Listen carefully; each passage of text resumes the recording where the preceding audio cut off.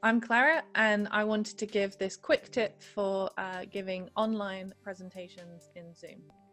Now, I'm a particle physicist, and I have been giving virtual presentations on various different platforms for about 10 years now. And as my colleagues are spread all over the globe, I'm used to giving this style of presentation. But since the current situation has happened, the coronavirus situation, many countries have gone into lockdown and people can no longer work from their offices. So people are turning to online platforms to give their presentations. And one of the most popular ones, the most popular online platforms, it seems, is Zoom.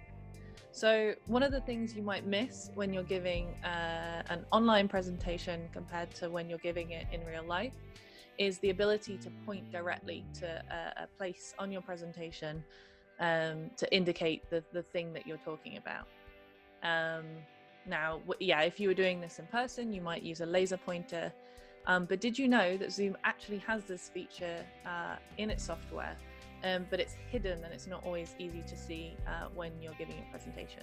So let me show you how.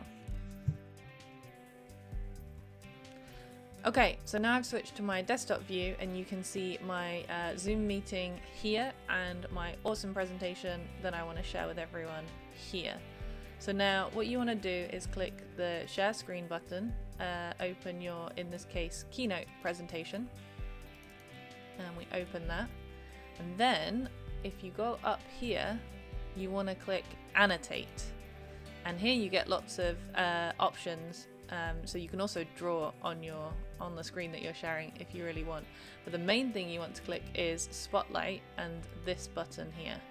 And now you can see that my mouse, which you wouldn't usually see in a Zoom presentation, has this red laser dot on the end of it. So now I can play my presentation for you. And if you go on this screen and you want to point out something on your slide, everybody can now follow where you're showing with your mouse. Okay, so that's it. That's how you can use a virtual laser pointer in your Zoom presentation.